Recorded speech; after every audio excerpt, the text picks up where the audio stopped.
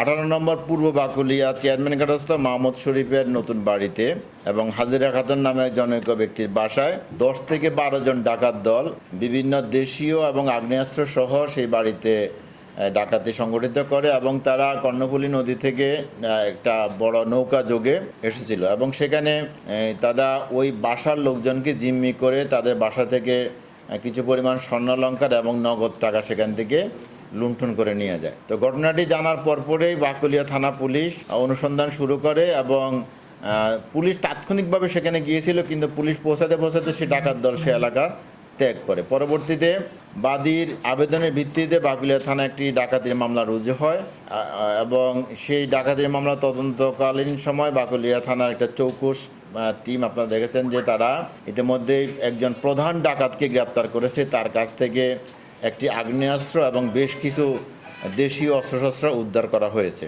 এবং যে লুণ্ঠিত যে মোবাইল দুটি ছিল সেই লুণ্ঠিত মোবাইলগুলো ওই ব্যক্তির নিকট থেকে উদ্ধার হয়েছে এবং তিনি ঘটনার সাথে জড়িত মর্মে স্বীকার করেছেন এবং এই ডাকাতির বিরুদ্ধে ইতিপূর্বে আরও অনেকগুলো গুরুত্বপূর্ণ অস্ত্র মামলা এবং ডাকাতির প্রস্তুতির মামলা রয়েছে। মোট 6টি ডাকাতির প্রস্তুতি এবং অস্ত্র মামলা রয়েছে এই আসামির বিরুদ্ধে এবং আসামি আবুল কাশেম তিনি ঘটনার সাথে নিজেকে জড়িত এবং আরও যে সমস্ত ডাকাতরা জড়িত তারা আমাদের নজরদারিতে রয়েছে। আমরা তাদেরকে শীঘ্রই গ্রেপ্তার করব আশা করতেছি।